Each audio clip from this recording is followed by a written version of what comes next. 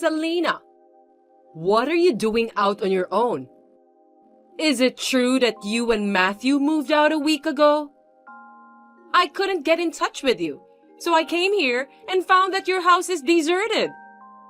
He doesn't need an insane wife like you. I will find him a better woman to marry. What are you talking about when Matthew also moved out with me? He is being deceived by you. I have to pull him out of it. He doesn't like your meddling, so he chose to cut you out and move in with me. What? Also, Matthew and I have both changed jobs, so please don't cause us any trouble by going into our old workplace. You changed jobs? Goodbye now. Tell me your new address. Selena, it's been a long time. Has it already been 3 years? What? My mother-in-law? Suddenly contacting me? Isn't it a little late for that? Oh, I knew you didn't block my number. Yeah, well, even though we don't want to speak with you, we still need to keep tabs on what you're up to, just in case. I thought you'd given up and would never contact me. What do you even want? Still the same sassy wife who can't keep her mouth shut. Well, I'll put a stop to that today. I won't let you get away with it anymore. I tracked down you and Matthew's address. What? And, Selena, I heard you're pregnant. And isn't the baby due today? Your neighbor told me she saw you leaving last night, saying you were having contractions. If you're replying to me, then you've already had the baby, right? She was born in the middle of the night with Matthew by my side, and it was a very easy delivery. I thought I would ask you to start apologizing today for making him disappear from me the way you did. But even if you apologize now, I will never forgive you. Apologize? I have nothing to apologize to you for, nor do I intend to apologize to you ever. Cheeky! Fine then. I'll discipline you severely from now on so that you'll never think to speak to me like that again. Having a child with Matthew is the expected thing for a wife to do, so don't feel so special about it. Don't think you've fulfilled your role as a wife just because you've given birth once. Are you telling me to have a second child as soon as possible? That's one part of it. But first of all, I'm moving in with you. Huh? I'll start living with you today to discipline you, so get out of the hospital in 30 minutes. What are you talking about? The doctors won't let you do that. It's common for women to be discharged from the hospital around a week after childbirth. I've never heard of being discharged in 30 minutes, even in fiction. There you go! While you're complaining like that, time is flying by. You have 28 minutes left. Get out of the hospital as soon as possible. I mean, that can't really be what's on your mind today. I think your priorities are clearly in the wrong order. What are you talking about? For me, my priorities right now are disciplining my daughter-in-law and holding my grandchild. I don't care about anything else. Even though your husband's funeral is going on? Huh? What are you talking about? Don't say something so horrible. Just because my husband and I have been separated for 2 years, that kind of lie won't work. You really are insane.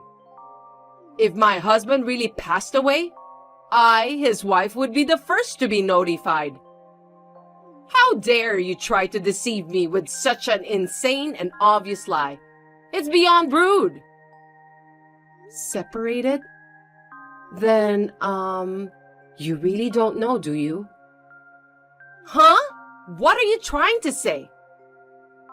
Your husband, he passed away a few days ago. Last night was the wake, and today is the ceremony. Your brother-in-law will be the pallbearer. What? You're going to keep telling me this lie? You really don't know? No one's contacted me that way. Oh. Oh, I see what you're doing. You're trying to upset me by saying something shocking so you can get rid of me as soon as possible. No, it's not like that. I know what is appropriate to say or not. Just because you say insane things doesn't mean I have to be insane too. Who's the insane one? You want to avoid living together so badly? Even if you're lying, can't you make up something more sensible? You really are a shitty wife, making up my husband's death for your own purposes. If you are that suspicious, why don't you check with one of your relatives? I'm in my bed at the maternity hospital. From bed, I'm attending the funeral ceremony on tablet that Matthew prepared for me. I'm seeing my father-in-law off while watching what's going on over there in real time on the tablet. You know, if you keep telling lies, I'll have no choice but to come there. I'm only telling the truth, and I won't live with you. Huh? You don't have the right to decide such things. I don't think you have the right either. Goodbye now. I can't believe it's true! My husband! I guess you spoke to your brother-in-law. He said it was really sudden. Both Matthew and your brother-in-law said they haven't quite processed their emotions yet. That's not important. Why didn't anyone contact me? Even though we're separated, I'm still the wife. You should have informed me first. I mean, shouldn't you, my daughter-in-law, have contacted me? Please don't expect to be contacted by someone who has cut themselves off from you. Anyway, I heard that your brother-in-law had contacted you. What? That never happened. You're lying. He said you didn't pick up the phone no matter how many times he called. Not that I was actually there. I don't think your brother-in-law is the kind of person who would lie like that. Could it be those repeated phone calls? I was too busy trying to track down Matthew's house, and I felt it was too noisy. I've blocked and refused those calls. I see. So, you must have already blocked his number when he tried to send you texts later on. So, it wasn't that he didn't contact you, but that you had blocked him. So blaming your brother-in-law or me for that is not the right thing to do, is it? How could you let this happen? What does it mean? My husband's will. Why? How could he exclude me from his inheritance? It doesn't seem like there's much left in the will. It's terrible. So why are you contacting me? My phone is not a place for you to air your complaints. What happened to living together? Huh? Are you still going on about that? I'm on my way to your house now. I went to the trouble of finding out your address that day, but I couldn't get you to move in with me right away because of my husband. But that's not going to happen this time. From now on, you must change your bad attitude and do your best to take care of me. I will discipline you to behave in a manner befitting a wife. Why aren't you here? I told you that we would be living together from today. I didn't agree to it. I'm taking shelter at my parents' house with our newborn daughter. What do you mean taking shelter? You talk like it's an evacuation. Oh, you are aware of that, aren't you? We are planning to move to a new place after things settle down. Moving? You're moving again? To be clear, we've already moved. Matthew has taken care of everything related to the move. Matthew? You're deceiving and manipulating Matthew, aren't you? It's impossible he would keep moving without letting me know. It's possible. We have 1 month left on the lease at the place you found, but I have no plans to return there. Why the hell not? I said I'm moving in with you. Why would I want to live with someone who is going to harass me all the time?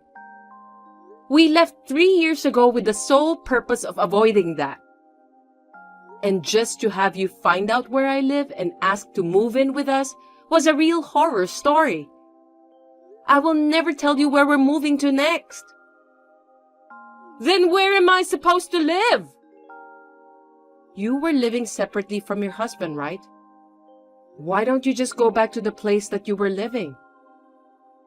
I couldn't pay the rent, so I was evicted. Oh. 3 years ago, I thought you were at least working part-time. Did you quit? I stopped doing that a long time ago. What? Even though we were living separately, my husband was paying my living expenses and rent. If I was frugal, I had enough money so that I didn't have to work part-time. But my husband passed away unexpectedly. I've been spending what money I had in hopes of getting an inheritance in the near future. And my wallet and accounts are empty. I don't even have enough money to stay in a hotel or anything. Did you really think you were going to get an inheritance? I don't think you should expect that, timing-wise. I'm his wife. Even if we were separated, I'm still his wife and entitled to an inheritance. I don't think there's a problem with that. I heard that the reason for the separation was because you took money that you shouldn't have. Huh? We're not talking about that now. I'm telling you because I think it's relevant. I haven't been told the details of the money you took, but perhaps it was enough that he had to make a decision that you should be excluded from the will. Rather than spending money on going around looking for places to live, why don't you look at job postings and look for a job first? Especially if it's a live-in job, I'd recommend it because it would solve most of your current problems. And those places will let you work immediately. You said you are living with your parents. Well then, I'll move in with you there. Did you know our address? What? Ever since you tore up the first Christmas card my parents sent me when we were living together, just to be mean, I don't think you had any opportunity to learn our address, since you didn't write it down, did you? Then tell me! I don't want to. You're the one who caused this. Hey! You're not getting anywhere. Can we end this now? What? End it? I've told you many times, you are cut off. This time, I had to reply because of the intrusion of what happened to your husband, but this is the end of it. I wish you a happy life. If you have time to complain about me, you have time to think about your own future. The baby is waking up, so I'll leave you now. Wait a minute! You need to listen to me! I haven't even held my grandson yet! Answer me! Selena!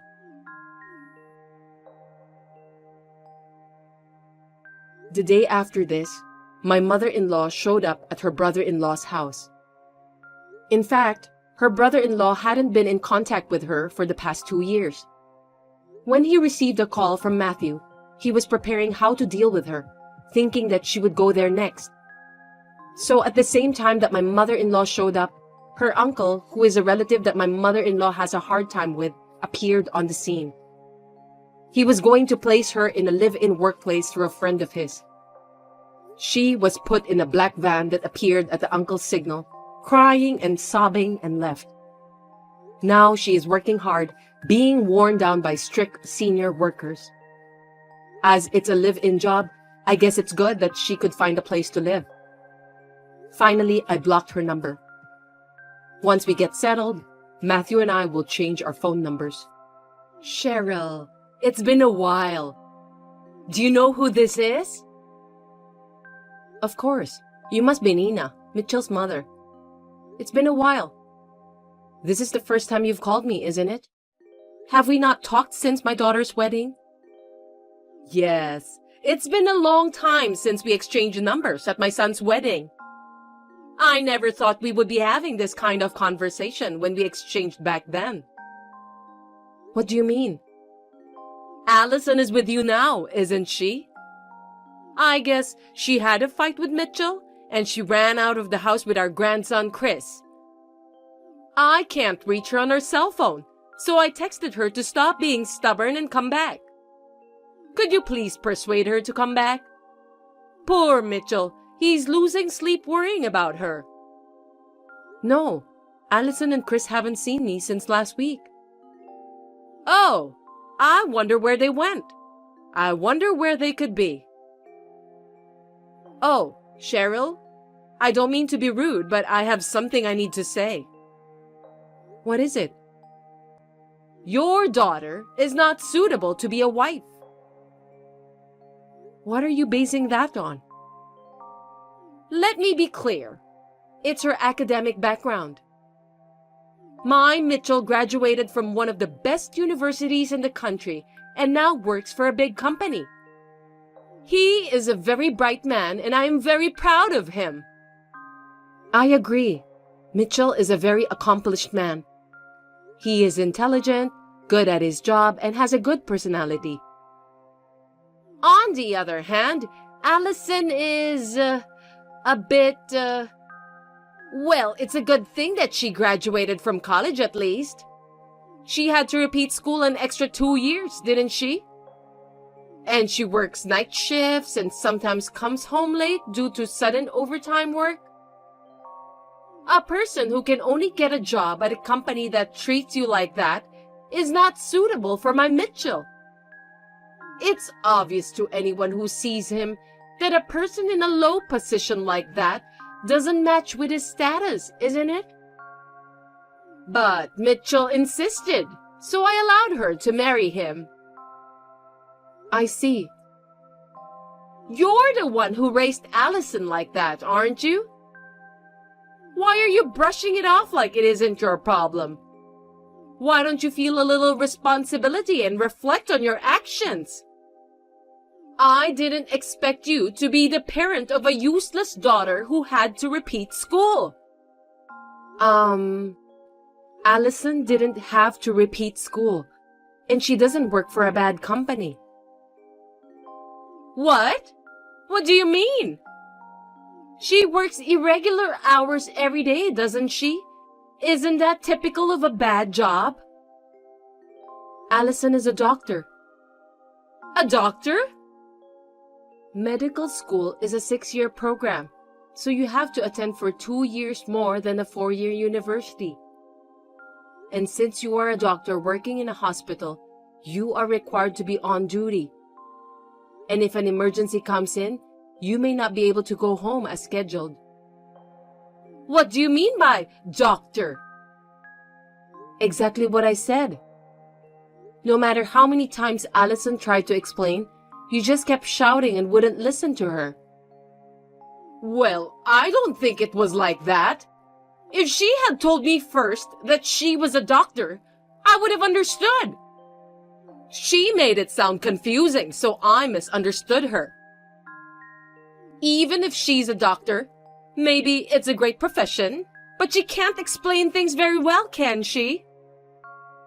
No matter how good you are at explaining, you can't communicate to someone who won't listen to you. Even if you don't live with them, you don't even know what career your daughter-in-law has after 2 years of marriage.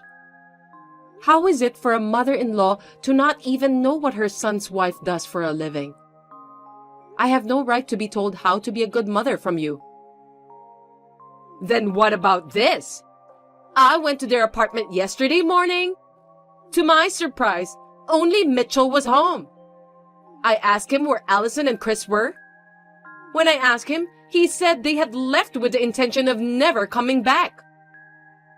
Even if she is doing a great job as a doctor, she's a wife who neglects her husband and just leaves him like that. I can only think that there was a problem with the way she was raised. From the sounds of it, I'd say you don't know what's going on at all. What are you talking about? Allison and Chris, as well as Mitchell, will never return to that apartment again.